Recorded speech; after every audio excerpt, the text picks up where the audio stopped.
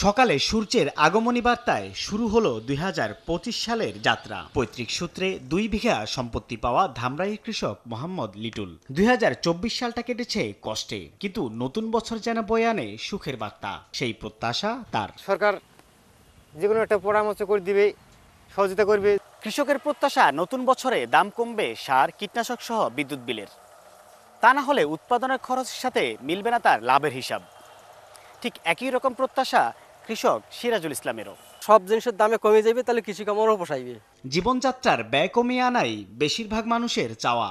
যখন মূল্যস্ফীতি 11.5% ছুঁই, তখন পণ্যের দাম কমাতেই স্বস্তি খুঁজছেন ক্রেতারা। বাগবিতণ্ডা এড়াতে দাম কমানোর পক্ষে বিক্রেতারাও। সিন্ডিকেট না থাকে এখন যে তরকারির দাম কম আছে ওইভাবেই থাকুক। 24 সালে অনেক দাম বাড়ছে, আমাদের আশা 25 সালে এগুলোর দাম কমবে।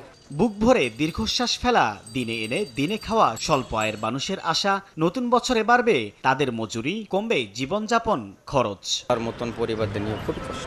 8,000 টাকা আমরা এই বছরে 9,000 টাকা ঘর ভাড়া দিই। মধ্যবিত্ত চাকরিজীবী শ্রেণীর কাছে নতুন বছর মানে বাড়ি ভাড়া ও বাচ্চার পড়াশোনায় নতুন খরচ যোগ হওয়া। তাই তো বেতন বৃদ্ধি ও চাকরির নিরাপত্তা তাদের কাছে বড় প্রত্যাশা।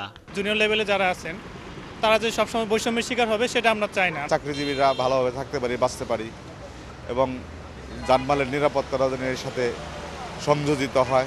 অর্থনীতিবিদদের আশা, মানুষের জীবনযাত্রার ব্যয় সহনীয় মাত্রায় রাখতে সরকার নতুন বছরে বাজার ব্যবস্থাপনার উপর নজর দিবে। এজন্য সঠিক পরিসংখ্যানের উপর জোর দিয়েছেন। কেউ যাতে কোনো ধরনের কৃত্রিম সংকট না করতে পারে, বাজার ব্যবস্থাপনা যে কমিটি আছে সেটাকেও যদি সম্পৃক্ত করা যায়, তাহলে সাপ্লাই চেইনটা যদি স্মুথলি চলে, আমাদের মনিটারি পলিসি ঠিক আছে, ফিসক্যাল পলিসিতেও কিছু উদ্যোগ গ্রহণ করেছে, তাহলে কিন্তু আমরা কাঙ্ক্ষিত জায়গায় পৌঁছতে পারবো। আরেক বলি যে আমরা স্বয়ংসম্পূর্ণ, তাহলে সেটা আমাকে ওই শ্রেণীভাবে আমদানি কেন করতে হবে?